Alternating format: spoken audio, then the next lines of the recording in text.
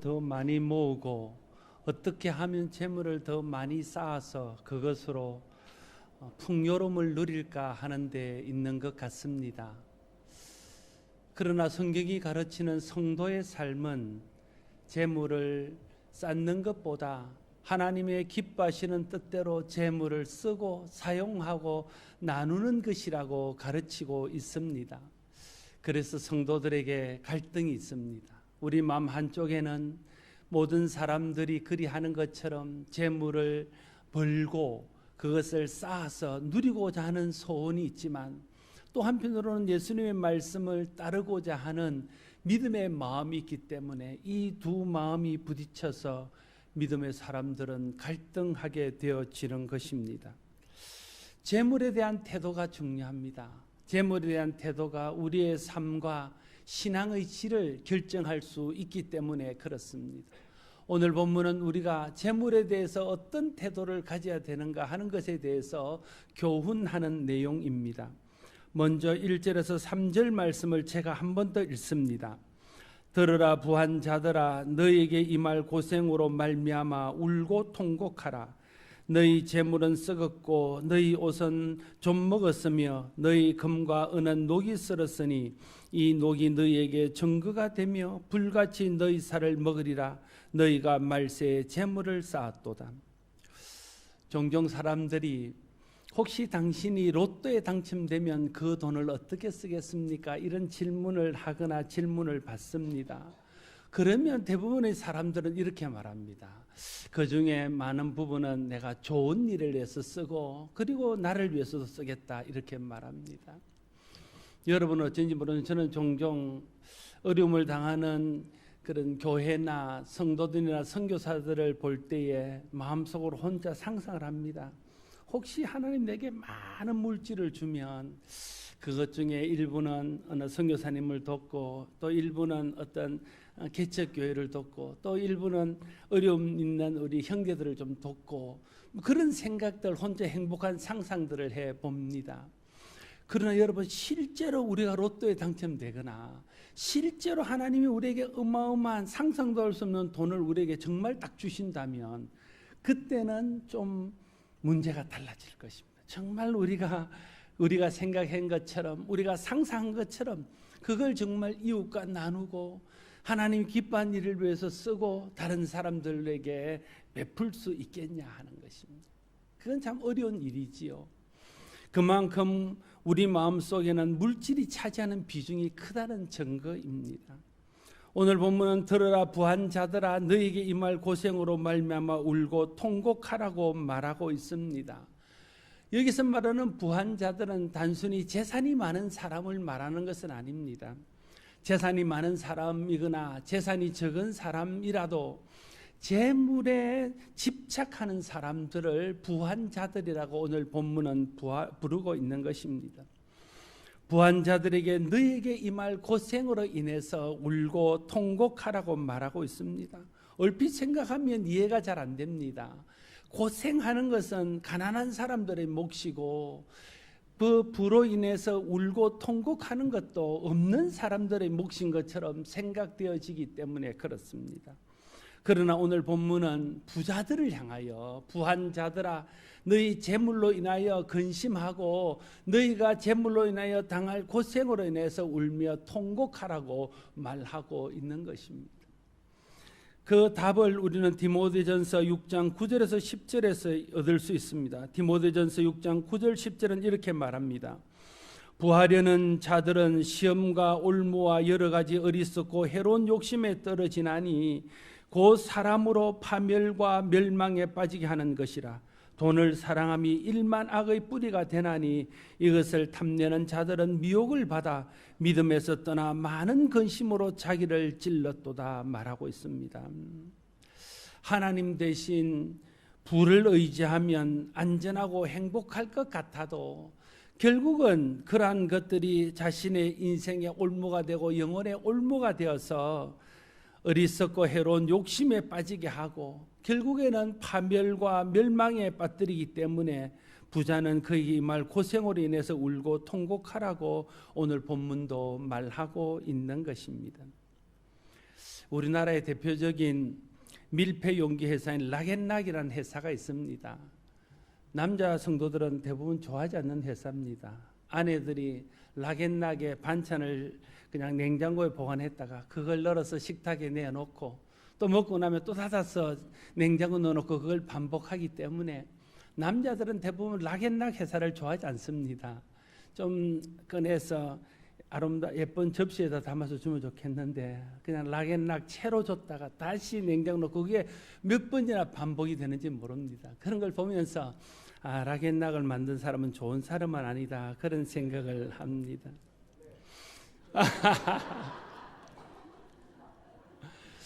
그런데 얼마 전에 이 락앤락의 김준일 회장이라는 분이 자기가 소유하고 있는 모든 주식을 팔았습니다. 주식이 대략 6,293억쯤 된답니다. 우리는 상상할 수 없는 금액이지요. 그래서 기자들이 물었습니다. 아니 그 많은 주식을 왜 지금 파느냐고. 이분이 대답한 것은 한 가지였습니다. 자식들이 행복을 위해서 이걸 판다는 거예요. 아들이 셋 있습니다. 이 아들 셋에게 자기의 기업을 물려주면 그것이 자식에게 행복이 되지 않고 짐이 될 것 같다는 생각에서 자식들에게 그것을 물려주지 않기 위해서 지금 주식을 판다고 이야기했습니다. 그런 이야기를 보면서 많은 물질을 물려주는 것이 곧 자식들을 행복하게 하는 것은 아니구나 하는 생각들을 다시 한번 하게 되어지는 것입니다. 오히려 많은 물질이 자식의 행복을 빼앗을 수 있는 것이구나 하는 생각을 하게 되었습니다. 주님은 너희가 말세의 재물을 쌓았다고 책망하십니다. 말세의 재물을 쌓은 것이 자신에게 오히려 고통만 더해준다는 사실을 우리에게 말씀하고 있는 것이죠. 여러분, 결정적인 순간에 부 때문에 하나님을 선택하기가 어려울 경우들이 있습니다. 구원의 순간에 내게 있는 많은 재물 때문에 하나님을 선택하는 것이 불가능할 때가 있습니다. 예수님을 찾아 나왔던 부자 청년이 그러지 않았습니까? 그가 예수님의 소문을 들었습니다. 예수님을 통해서 일어나는 역사를 보았습니다. 예수님을 따르기만 하면 구원받을 수 있다는 생각이 들었습니다. 그래서 주님을 따르고 싶은 생각이 들었습니다. 찾아와서 주님께 묻습니다. 내가 어떻게 해야 주님을 따를 수 있겠습니까? 주님이 말합니다. 네게 있는 것을 팔아서 가난한 자들에게 나누어 주고 그 다음에 나를 쫓아라 말했습니다. 그런데 성경은 말합니다. 그 사람은 재물이 많은 고로 근심하며 돌아갔다고 말합니다. 가난한 사람이었으면 큰 문제 없이 그것을 팔아버리고 주님을 따랐을 수 있을 것입니다. 그러나 재물이 많았기 때문에 그것을 팔아서 가난한 자들에게 나누어 주지 못하고 그것이 걸림돌이 되어서 구원받을 수 있는 기회를 놓쳐버린 것입니다. 그래서 예수님이 말씀하셨습니다. 부자가 천국에 들어가는 것이 얼마나 어려운지, 낙타가 바늘기에 들어가는 것보다 더 어렵다, 이렇게 말씀하신 것이지요. 재물이 구원의 길로 나아가는데 큰 걸림돌이 될 때가 많습니다. 예수 믿지 않는 많은 사람들 중에는 헌금하는 것이나 11조 하는 것이 걸림돌이 되어서 예수 믿는 것에 마음을 두지 못하는 사람들이 많습니다. 예수 믿는 사람들 중에서도 물질의 시험이 들어서 믿음의 길에서 떠나는 사람들이 많습니다. 그래서 재물은 말세에 사람을 웃게 하는 것이 아니라 울고 통곡하게 하는 것이 되고 마는 것입니다. 말세 물질을 쌓는 것은 복을 쌓는 것이 아니라 화를 쌓는 것입니다. 물질을 쌓는 것은 기쁨을 위한 준비가 아니라 슬픔과 통곡을 위한 준비가 된다고 오늘 본문은 우리에게 경고하고 있습니다. 디모데후서 3장 1절과 5절에서 사도 바울은 말세에 고통하는 때가 이르러 사람들이 자기를 사랑하며 돈을 사랑한다고 말하면서 이 같은 자들에게서 돌아서라고 사랑하는 아들 같은 디모데에게 말하고 있습니다. 말세 우리가 해야 될 중요한 일은 돈을 사랑하는 데서 돌아서야 되는 것. 마음으로부터 돈에게 뺏겼던 마음을 돌이켜야 된다는 뜻입니다. 돈을 사랑하고 돈을 쫓아가고 돈에 집착한 사람들과의 교제에서 빠져나와야 된다는 것. 그렇지 않으면 돈의 노예가 되거나 돈의 영향력 안에서 벗어나기가 어렵다는 뜻입니다. 말세의 특징은 사람들이 자기를 사랑하고 돈을 사랑하는 것입니다. 우리가 오늘날 그걸 보고 있지 않습니까? 이걸 두 개를 하나로 합치면 말세에는 사람들이 돈이 주는 만족 속에 빠져서 돈이 주는 만족을 쫓아 살 것이다, 그런 뜻으로 해석할 수 있게 될 것입니다. 사실 돈이 주는 만족이 큽니다. 그렇지 않아요? 여러분 돈 좋아하지 않습니까? 저도 돈 좋아합니다. 돈이 있으면 편리하고 돈이 있으면 하고 싶은 것 합니다. 그렇다고 해서 돈을 사랑하고 돈을 쫓아가는 것은 돈을 좋아하는 것과 돈이 우리에게 필요한 것과는 다른 문제의 일인 것입니다. 돈을 쥐고 있어야 안심이 된다고 여기기 때문에 말세에도 사람들은 돈을 쌓습니다. 그러나 말세의 재물이 우리를 지켜주지는 못합니다. 우리를 말세가 당할 때에 재난으로부터 지켜줄 수 있는 것은 오직 예수 그리스도의 복음밖에 없습니다. 하나님의 은혜밖에는 없습니다. 그러므로 재물을 의지하며 살아서는 안 됩니다. 하나님을 의지하며 살아야 됩니다. 특별히 말세에는 더욱 그리해야 합니다. 그러나 물질이 주는 안정감, 물질이 주는 만족, 물질이 주는 쾌락이 너무 크기 때문에 재물의 유혹을 물리치고 하나님을 의지하며 사는 일이라는 것은 여간 어려운 일이 아닙니다. 그래서 물질의 유혹을 물리치는 훈련들을 끊임없이 우리 삶에서, 일상의 삶에서 해야 됩니다. 하루아침에 될 수 없는 일입니다. 날마다 훈련하고 또 실패하고 또 반복하고 또 실패하고 또 결심하고 또 일어나서 또 반복하고, 그런 일들을 통해서 물질에 대한 집착에서 벗어날 수 있는 것입니다. 물질의 집착에서 벗어날 수 있는 가장 좋은 훈련은 무엇입니까? 그것은 내게 있는 물질을 하나님이 기뻐하시는 뜻대로 쓰고 나누고 흩는 것입니다. 내게 있는 물질을 쓰고 흩고 나눈다는 것은 쉬운 일이 아닙니다. 그러나 그것을 계속 작은 일에서부터 실천하게 되고 작은 일에서부터 계속 그 훈련을 하게 되어질 때에 어느 날 내 마음속에 있던 탐욕이 줄어들고 물질에 대한 집착들이 점점 줄어들면서 물질을 쌓는 것에 집착하지 아니하고 하나님이 기뻐하는 일을 위해서 물질을 나누는 일을 할 수 있는 믿음의 자리에 설 수 있게 되어질 것입니다. 천하 없는 사람도요, 물질을 나누고 흩는 일을 하지 않는 한은 물질에 대한 집착에서 벗어날 수 없습니다. 어떤 사람도 물질을 나누고 다른 사람을 위해서 쓰고 나만을 위해서 아니라 귀한 일을 위해서 사용하지 않는 한은요, 탐심에서 자유할 수 없습니다.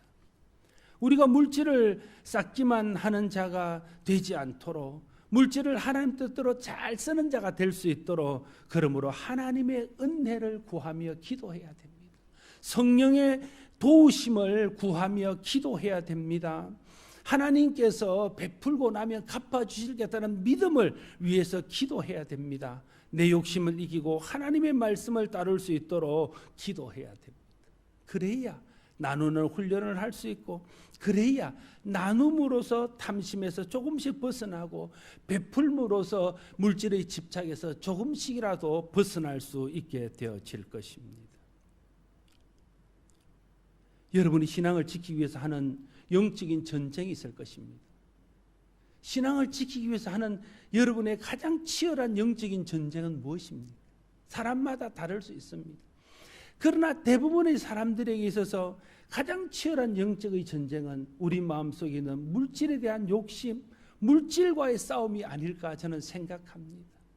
물질을 극복할 수 있다면, 물질에 대한 집착을 극복할 수 있다면, 탐심을 극복할 수 있다면 우리는 신앙생활에서 많은 부분 하나님이 기뻐하시는 뜻을 따라갈 수 있게 될 것입니다. 우리의 물질이 계속해서 우리의 발목을 붙잡습니다. 하나님 앞에 헌신하는 일에 주저하게 만듭니다. 하나님 앞에 한 걸음 더 나아가는 데에 우리가 멈추도록 만듭니다. 말세에 우리가 할 일은 물질을 쌓는 것이 아닙니다. 믿음으로 물질을 나누는 것입니다. 이 사실을 끊임없이 우리가 되새기고 또 되새기고 반복하면서 마음속에 새겨야 됩니다. 그리고는 그 물질을 나눌 수 있도록 하나님의 은혜를 구하고, 물질을 나눌 수 있도록 성령의 능력을 구하고, 하나님의 약속을 믿고 물질을 나누는 훈련들을 계속해 나가야 할 것입니다. 말세에 우리를 구원하는 것은 물질이 아니라 하나님 은혜이기 때문에 그렇습니다. 물질을 쌓는 데 집중하는 사람, 자기를 위해서 물질을 모으는 데 창념하는 사람은요, 필연적으로 물질을 쌓는 과정에서 부정과 부조리가 따르게 되어져 있습니다. 물질이 목적이고 물질을 쌓는 것이 목적이기 때문에 그 목적을 이루기 위해서 여러 가지 수단과 방법을 가리지 않기 때문에 그렇습니다. 그래서 오늘 본문은 물질을 쌓기 위해서 저지르게 되는 여러 가지 부정에 대해서도 하나님 앞에 징계를 받게 될 것이라고 말하고 있습니다. 성경이 물질에 대해서 가르치는 중요한 두 가지 가르침이 있습니다. 하나는 물질을 버는 데 있어서 성경적으로 벌으라는 것입니다. 물질을 취득하는 데 있어서 하나님의 기뻐하시는 방법대로 하라는 것입니다. 그것이 성경이 말하는 첫 번째 물질에 대한 중요한 가르침입니다. 돈을 버는 과정이 정직하고 정당해야 됩니다. 그래서 신명기 23장 18절은 창기가 번 돈과 개 같은 자들의 소득은 어떤 서운하는 일로든지 내 하나님 여호와의 전에 가져오지 말라. 이 둘은 다 내 하나님 여호와께 가증한 것이 됨이니라고 말씀하고 있습니다. 돈에 대한 집착에서 벗어나야 돈을 버는 과정도 정직하고 바르게 할 수 있습니다. 아무리 많은 돈을 벌고 아무리 많은 재물을 쌓아도 정직하게 번 것이 아니면 많이 벌고 많이 쌓을수록 하나님의 심판과 징계도 쌓여간다는 것을 우리가 기억해야 됩니다.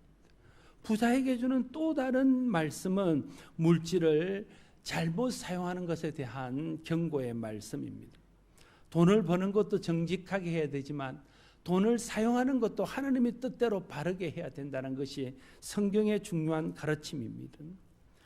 오늘 본문은 물질을 사치와 방종을 위해서 사용하면 안 된다고 말하고 있습니다. 그것은 물질이 자기 영혼을 해치는 올무가 될 수 있기 때문이라고 말하고 있습니다. 디모데전서 6장 17절에서 19절은 이렇게 말합니다. 내가 이 세대에서 부한 자들을 명하여 마음을 높이지 말고 정함이 없는 재물에 소망을 두지 말고 오직 우리에게 모든 것을 후히 주사 누리게 하시는 하나님께 두며 선을 행하고 선한 사업을 많이 하고 나누어 주기를 좋아하며 너그러운 자가 되게 하라. 이것이 장래에 자기를 위하여 좋은 터를 쌓아 참된 생명을 취하는 것이니라 말하고 있습니다. 사치하며 방종하는 삶에서 벗어나는 비결은 불확실한 재물에 소망을 두지 말고 우리에게 후히 주시고 누리게 하시는 확실한 하나님께 소망을 두는 것입니다.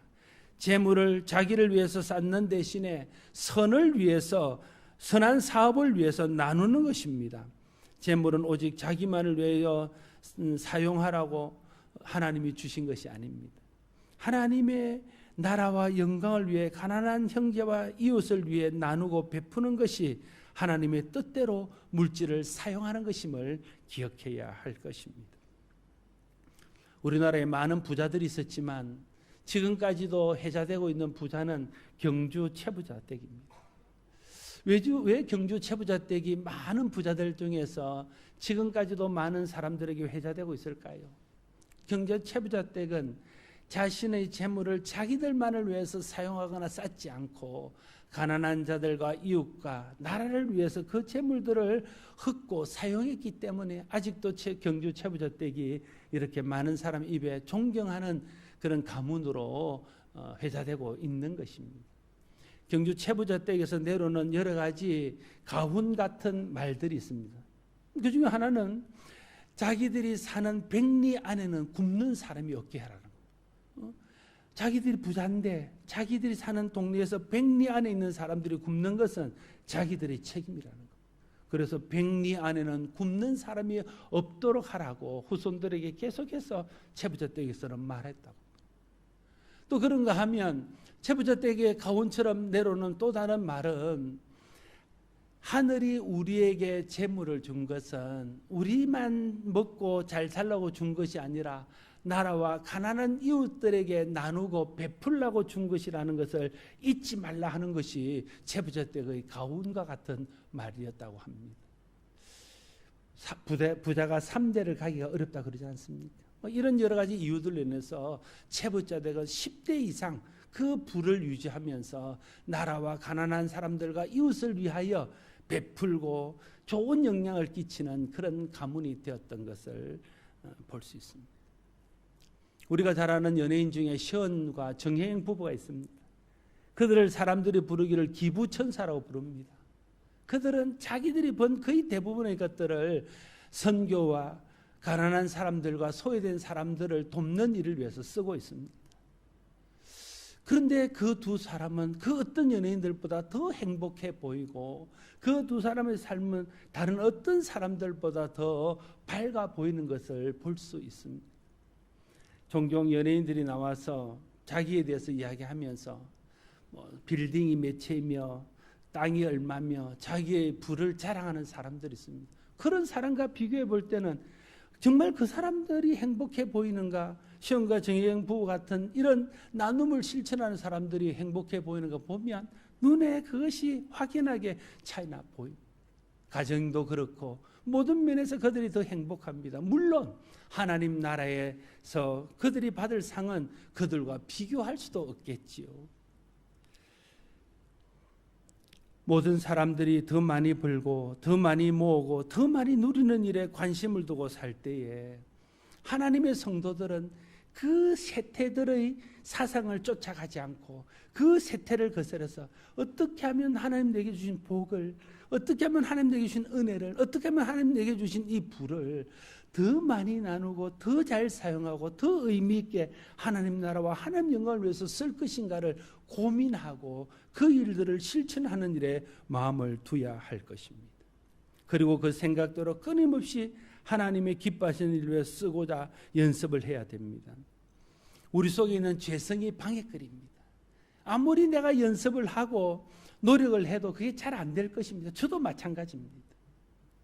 그래서 우리의 죄성을 이기고 하나님 뜻을 따라 살 수 있도록 하나님께서 우리의 연약함을 위해서 돕기 위해서 성령님을 보내주셨습니다. 성령님이 우리에게 임하시고 성령의 능력이 우리와 함께 하시면 우리가 우리의 죄성을 이기고 물질에 대한 집착에서 벗어나서 나눔의 삶을 살 수 있게 되어질 것입니다. 초대교회의 바나바 같은 훌륭한 사람을 기억할 겁니다. 그리고 그 이름을 따서 우리 교회 남선교회 바나바 선교회입니다. 자기의 재산을 다 팔아서 가난한 자들과 나누기 위해서 교회 앞에 내어놓았습니다.